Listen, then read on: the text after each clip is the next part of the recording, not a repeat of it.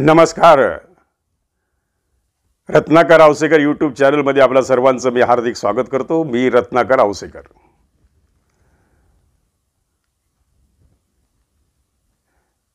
महत्त्वाचा विषय बरं. आता आमचं ठरलंय असं म्हणायला लागलेले अमित देशमुख आणि जरांगे पाटील. कारण औरंगाबादच्या हॉस्पिटलमध्ये जाऊन अमित देशमुखांनी जरांगेंची भेट घेतली. याचे प्रचंड चर्चा झालेली आहे महाराष्ट्राच्या राजकारणामध्ये. सहसा मराठवाड्यातले सर्व राजकीय नेते मराठा समाजाचे हे या आंदोलनाला पाठिंबा देत आहेत असं चित्र उभं राहिलेलं आहे. कदाचित त्याहीसाठी अमित देशमुखांनी जाऊन भेट घेतली. कारण अमित देशमुखांनी कुणाला जाऊन भेटणं हा फार मोठा विषय बरं. हे काही एवढी सोपी गोष्ट नाही आहे. जरांगे पाटलांची भेट घेतली आणि कोणता शब्द घेतला पाटलांकडून. जरांगे पाटलाच्या अंतरवालीमध्ये लातूरमधून किती गाड्या गेल्या होत्या. जरांगे पाटलांच्या प्रत्येक सभेला लातूरमधून काय रसद पुरवली गेली आणि देशमुखांचा जरांगे पाटलांना किती मोठा पाठिंबा आहे. कदाचित हे दाखवण्यासाठीच अमित देशमुख औरंगाबादच्या हॉस्पिटलमध्ये जरांगे पाटलांना भेटीसाठी गेले होते. त्यांच्यात काय चर्चा झाली काही गुपित आहेत. पण एक माझा अंदाज आहे की जरांगे पाटील लातूरमध्ये देशमुखांना मदत करू शकतात. काल सुद्धा सभेमध्ये बोलता बोलता जरांगे पाटलांनी विषय काढला होता की तुम्ही अगोदर बॉन्डवर लिहून घ्या की आम्हाला ह्या आरक्षणाच्या मुद्द्यावर कोण पाठिंबा देत आहे, कोण आमच्या पाठीशी उभं राहत आहे, त्यांनाच आमचा पाठिंबा. तर खालून प्रेक्षकातून नाही नाही नाही कदापि नाही असा आवाज आला. मग जरांगे पाटलांनी सांगितले जाऊ द्या, नकोय ते विषय ठेवून द्या. उगा सहज आपल्या मराठवाडी भाषेमध्ये राहू द्या, ठेवून द्या, करा उमेदवार उभा.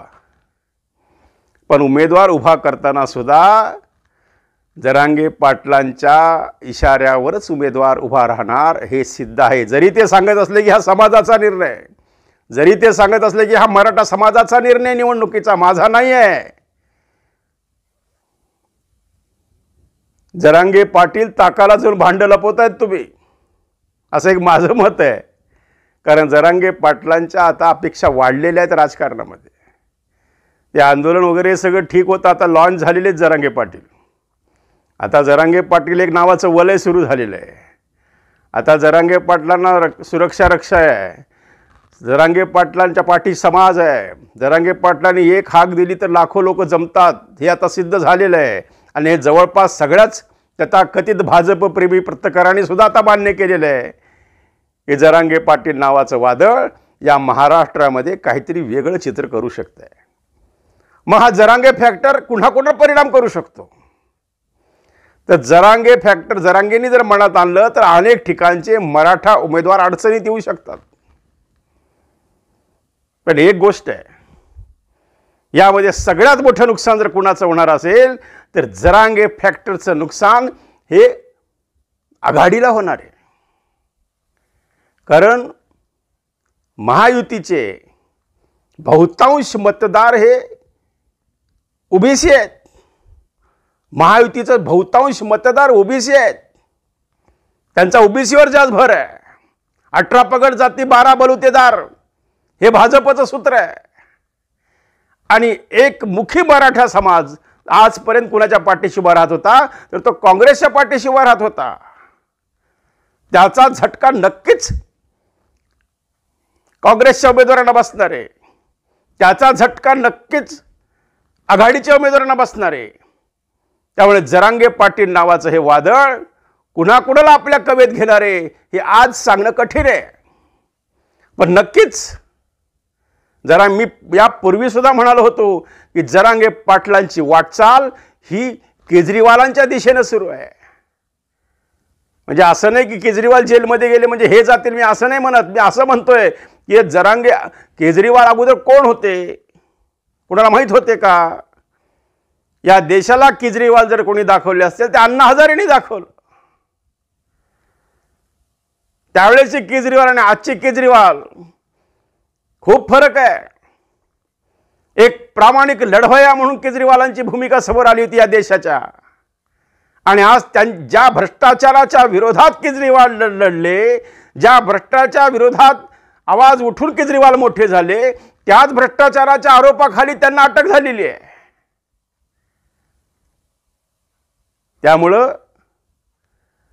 जरांगे पाटलांचं राजकारण, जरांगे फॅक्टर, जरांगे पाटलांचा मतदार. काल जरांगेंनी बोलता बोलता सांगितलं की कोणाच्याही सभेला जायचं नाही.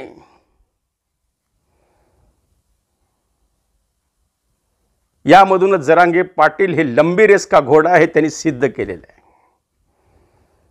कालचं प्रत्येक शब्द, त्यांचं प्रत्येक वाक्य हे कंप्लीट राजकारणी होतं, कंप्लीट पॉलिटिकल होतं.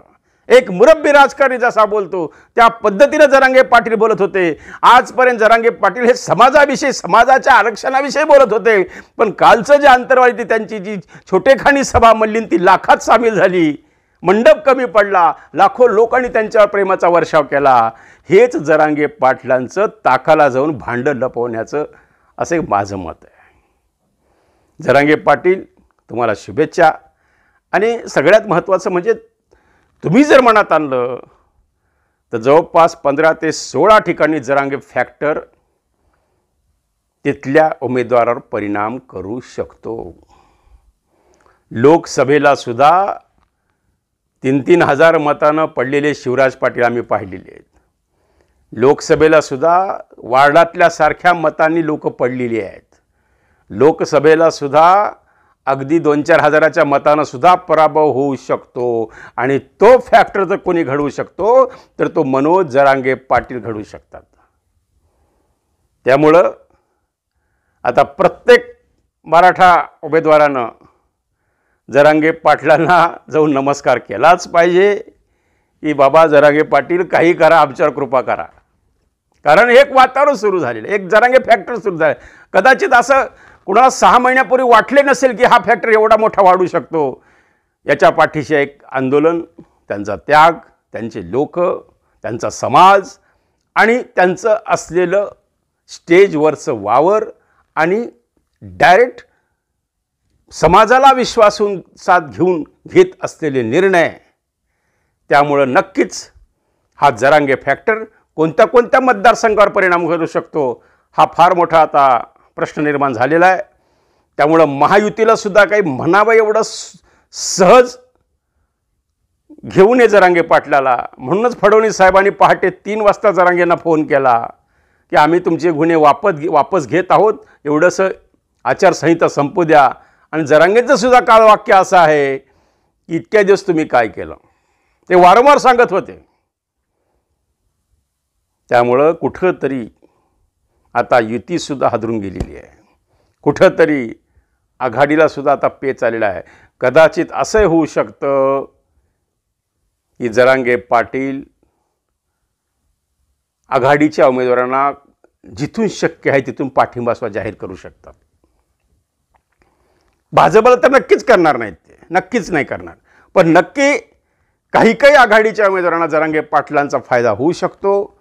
आणि हा जरांगे फॅक्टर या महाराष्ट्रामध्ये एक वेगळं चित्र निर्माण करू शकतो आणि बड्यांना जरांगे फॅक्टरची झळ पोचू शकते, असा एक माझा राजकीय अंदाज आहे.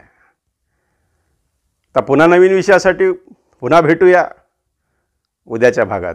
तोपर्यंत रत्नाकर औसेकरला रजा द्या. धन्यवाद.